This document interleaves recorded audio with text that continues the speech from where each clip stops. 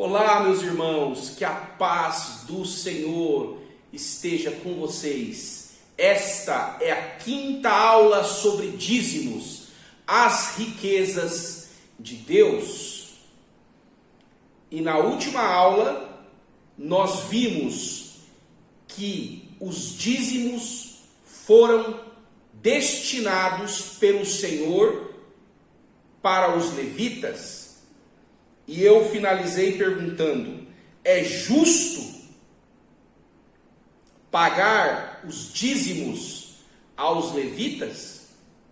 Considerando que os levitas foram separados por Deus para trabalharem somente na obra de Deus, que era os cuidados do templo, que era os sacrifícios, que eram os cultos.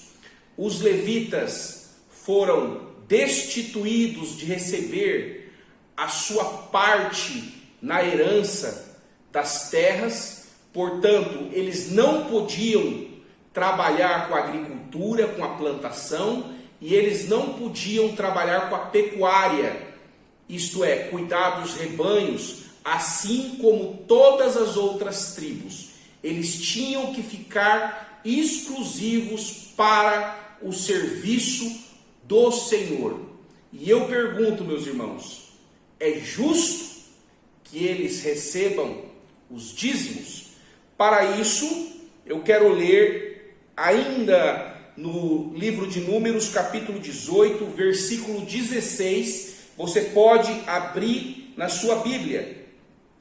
Também falarás aos levitas e dir-lhe-ás: quando receberdes os dízimos dos filhos de Israel, que eu deles vos tenho dado por vossa herança, deles oferecereis uma oferta alçada ao Senhor, os dízimos dos dízimos. Pedro, o que isso significa? Então, no lugar da herança das terras que todas as tribos receberiam, o Senhor deu o dízimo como herança para os levitas, porque os levitas só trabalhariam na obra do Senhor. Ponto número 1. Ponto número 2. Os levitas nessa época ficavam auxiliando Arão, o irmão de Moisés. Então, todos os levitas também tinham que dizimar. Aqui está dizendo, os dízimos dos dízimos. O que isso significa, Pedro? Isso significa que obreiros, isso significa que diáconos, isso significa que pastores, presbíteros, apóstolos, todos precisam dizimar. Amém? E eu quero aqui entrar na segunda coisa, no segundo equívoco, que é o hábito que as igrejas pentecostais e neopentecostais têm de chamar os músicos de levita. Vamos ver como que os levitas, qual era o trabalho que os levitas faziam naquela época. Eu até anotei aqui para que a gente possa aprofundar nisso. Alguns dos serviços realizados pelos levitas. Os levitas eram responsáveis pela guarda e a conservação do tabernáculo e de todos os seus móveis e utensílios.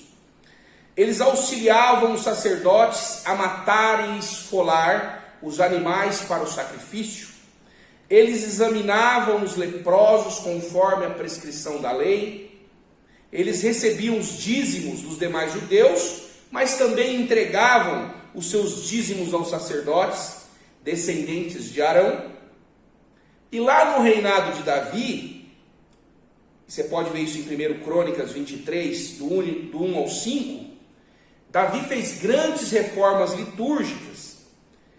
E esse rei importante na história do povo de Israel, os levitas foram divididos em 4 classes. Assistente dos sacerdotes no trabalho do santuário, juízes e escribas, porteiros e músicos, Então, meus irmãos, quando você vê até em cartazes, em propaganda, né, levitas de um grupo que vai se apresentar na igreja, ou levita que é algum músico da igreja específico, que seja instrumentista ou não, ou que cante somente. Pedro, é errado de se chamar levita? Sim, porque isso, levita é muito mais do que só ser um músico. Levita significa muito mais, eu quero dizer, no sentido dos trabalhos de um levita. Então, os serviços do levita não se resumiam apenas à música. Muito bem. Por que você está falando sobre isso, Pedro?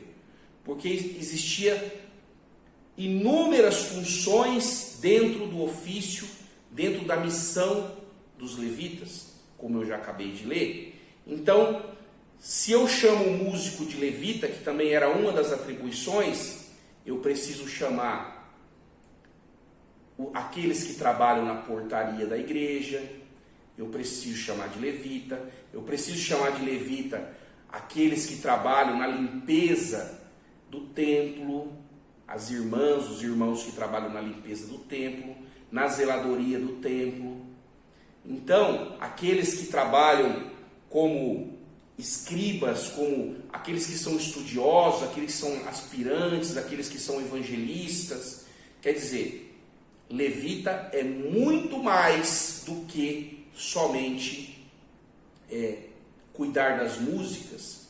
Pedro, então como seria o correto nós chamarmos aqueles que prestam culto ao Senhor através da música? Adoradores, aqueles que estão ali para louvar, que também tem um sentido, ou está ali para adorar o Senhor. Meus irmãos, dessa vez, como o assunto é muito interessante, eu vou gravar uma aula plus agora, uma aula plus que vai estar disponível daqui a pouco para vocês. Muito bem, essa aula realmente vai esclarecer muitas coisas, por isso ela está sendo mais longa. Que Deus te abençoe, que você possa estar compreendendo o que os levitas faziam, e agora nós vamos buscar entender quem são aqueles que servem o Senhor nos dias de hoje. Que Deus te abençoe e até a próxima aula.